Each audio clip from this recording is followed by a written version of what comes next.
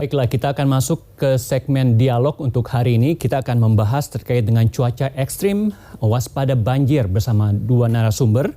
Yang pertama ada Bapak Agi Wandala, Kasubit Meteorologi Publik BMKG. Selamat siang Pak. Dan melalui sambungan telepon nanti kami akan terhubung dengan Bapak Iwan Ibrahim, Kepala PDIK BPBD DKI Jakarta. Mungkin saya pertama terlebih dahulu ke Bapak Agi terlebih dahulu. Pak Agi, bagaimana dengan intensitas hujan pada bulan Januari? Kita tahu awal tahun kemarin hujan hampir sepanjang hari di wilayah Jakarta dan sekitarnya.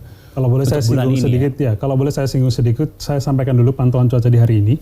Karena kita lihat banyak sekali aktivitas masyarakat yang masih melakukan proses evakuasi dan juga menunggu surutnya beberapa genangan dan juga banjir di wilayah DKI Jakarta. Nah, kalau kita lihat setelah tanggal 31 Desember, kemudian juga di 1 Januari, intensitas hujan sangat tinggi, bahkan melampaui batas ekstrim. Kita catat sampai 377 mili. Artinya fenomena yang terjadi di saat ini merupakan sebuah fenomena yang masuk dalam kategori curah hujan ekstrim. Nah, bagaimana dengan kondisi hari ini? Ternyata memang sedikit ataupun cukup mengalami perubahan yang cukup signifikan, di mana sejak pagi tadi kita memantau masih ada hujan di kawasan-kawasan selatan Jabodetabek, tetapi pada menjelang siang ini kondisinya relatif cerah berawan, dan nanti pada sore sebetulnya ada lagi peluang hujan, tetapi sudah tidak setinggi dibanding beberapa hari yang lalu. Ditambah lagi nanti di dini hari ataupun di malam menjelang dini hari akan ada hujan yang dimulainya dari wilayah perairan utara Jakarta, sehingga BMKG masih mengimbau bahwa ternyata potensi hujan masih cukup tinggi di kawasan DKI Jakarta ataupun kawasan-kawasan sekitarnya. Kalau untuk bulan ini puncaknya kapan nih Pak? Untuk baik, Januari misalnya. Kalau kita kembalikan ke awal bahwa banyak sekali masyarakat yang sangat khawatir ya bahwa ini bisa terulang kembali. Kami dengan senang hati untuk mengingatkan sebetulnya, mengingatkan bahwa kita baru saja memasuki periode bulan Januari, bahkan kita baru merayakan tahun baru ya.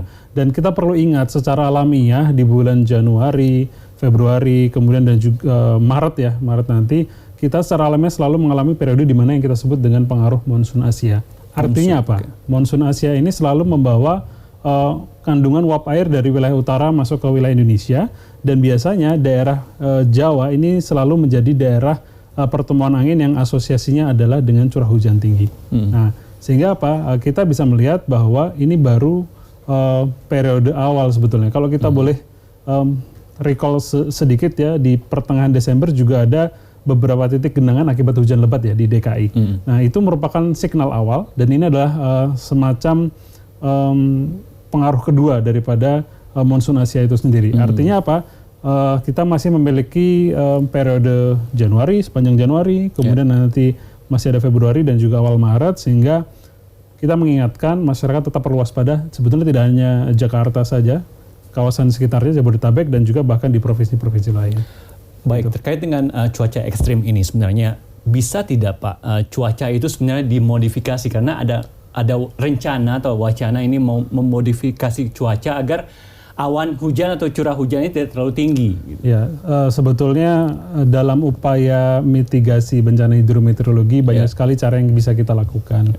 Salah satunya adalah yang paling mendasar sebetulnya bagaimana kita menyiapkan kondisi lingkungan kita agar siap menerima curah hujan tinggi. Saya akan mengedepankan hal itu hal pertama tersebut. Namun yang kedua tentu saja ada rekayasa ataupun intervensi yang dapat dilakukan. Salah satunya yaitu dengan teknologi modifikasi cuaca. Meskipun peluangnya cukup kecil ya, karena yang kita ketahui kurang lebih hanya 30% ya, 30-35%, ditambah lagi dengan fenomena yang mungkin semacam di periode kali ini yang sifatnya cukup besar seperti aktivitas monsun Asia, maka tidak masalah upaya ini untuk dilakukan karena sewaktu-waktu memang potensi hujan ekstrim ini bisa muncul di kawasan kita. Itu kita bisa nilai sebagai itu salah satu langkah ataupun upaya preventif ya yang kita bisa lakukan. Tetapi kembali kalau saya boleh garis bawahi bahwa kami ataupun BMKG lebih menyarankan bahwa masyarakat perlu lebih mulai aware karena prinsipnya curah hujan tinggi ini merupakan fenomena secara alamiah ya, yang memang menjadi berkah Tuhan yang masuk ke kawasan Indonesia ataupun kawasan tropis, sehingga ke depan ya, kita masih punya masa depan yang cukup panjang. Kita mulai harus beradaptasi bahwa ternyata dengan pelajaran yang ada di Jakarta kali ini, ternyata wilayah kita cukup potensial terancam dengan potensi bencana hidrometeorologi dari variabel hujan lebat ataupun hujan ekstrim. Tidak hanya ekstrim, kemarin sebenarnya ada pernyataan dari kalau nggak salah Bapak Menteri, bahkan curah hujannya ini termasuk rekor tertinggi dalam sejarah. Ya, kalau saya akan jelaskan bahwa batas cuaca ekstrim adalah kategorinya 150 mm per hari. Dan kemarin BMKG mencatat ini mencapai 377. Jadi memang ini adalah rekor tertinggi dalam beberapa puluh tahun terakhir ya. Dan kita melihat juga bahwa satu hal, tidak hanya titik nilai tertingginya, tetapi ternyata curah hujan ini distribusinya juga sangat merata. Ya, relatif merata, tidak hanya di Jakarta secara keseluruhan, tapi juga di Tangerang, kemudian Depok, Bogor, bahkan yang lebih parah lagi di kawasan-kawasan di sekitar timurnya, ya, Bekasi, kemudian Cikarang, dan sebagian Karawang. Akumulatif hujan yang sangat dominan ini mengakibatkan tentu saja jumlah debit air di permukaan menjadi sangat tinggi. Nah ini yang menjadi pelajaran besar ya buat Jadi kita. Sebenarnya tidak heran kalau akibat curah hujan yang sangat tinggi, bahkan rekor ini dan juga cukup merata, banjir terjadi di mana-mana, tidak hanya Jakarta, ya di Depok, Tangerang, Bekasi paling banyak juga terkena dampaknya gitu.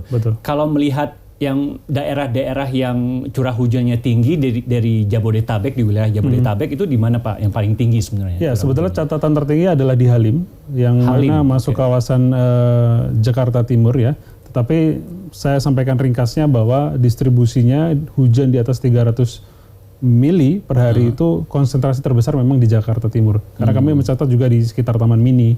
Tapi kita tidak lupakan juga di kawasan Bekasi juga kategorinya sangat ekstrim ya di atas 300. Dan secara merata pun juga hampir sebagian besar wilayah ini juga terguyur hujan gitu. Nah ini yang mungkin agak menyulitkan bagi masyarakat yang sedang melakukan proses evakuasi karena mungkin debit airnya sangat tinggi sehingga yang banyak kita khawatirkan karena curah hujan juga masih datang terus, termasuk juga semalam kan masih ketambahan hujan, sehingga dalam proses ini kita mungkin harus lebih bersabar dan juga lebih berhati-hati sih. Gitu. Kalau dari faktor humannya atau warganya masyarakat kita Pak, ada tidak langkah-langkah yang mungkin bisa dilakukan untuk meminimalisir dampak dari curah hujan yang cukup tinggi gitu? Ya, begini, satu hal yang masyarakat kita perlu sadari bahwa kita sudah diingatkan berkali-kali ya, 2019-20 ini, kemudian 2015 juga sempat, kemudian tahun-tahun sebelumnya 2007. Nah ini artinya apa? Ternyata wilayah Indonesia ataupun khususnya wilayah Jakarta ini ternyata kita sangat rentan sekali ataupun sangat potensial sekali terjadi ancaman hujan sangat lebat atau bahkan ekstrim. Nah, ini fenomena alami, fenomena alami yang kita selalu berulang ya, di Desember, Januari, Februari, Maret kita selalu dihadapkan dengan ancaman-ancaman bencana hidrometeorologi. Artinya apa? Kita yang harus berubah, kita yang harus mengadaptasi, kita harus melakukan rekayasa teknologi ataupun lingkungan, sehingga yang paling banyak digaungkan adalah kita perbanyak sumur resapan, kemudian juga bagaimana kita memperbanyak ruang terbuka hijau misalnya, tapi juga harusnya juga masuk ke seluruh aspek masyarakat seperti ketika bagaimana informasi prediksi yang sudah menyatakan ada potensi ekstrim, kita harus meresponnya seperti apa. Nah ini kebanyakan kita tidak tahu, kebanyakan tidak tahu, sehingga betul, sehingga kita perlu sadari bersama. Bahkan ya mohon maaf misalnya kita mudah sekali membuang sampah begitu ya, apalagi sekarang sampah plastik dan lain sebagainya, yang mana itu selalu menjadi big problem untuk penanganan bencana hidrometeorologi. Sehingga kalau menurut saya perubahan ini harus fundamental.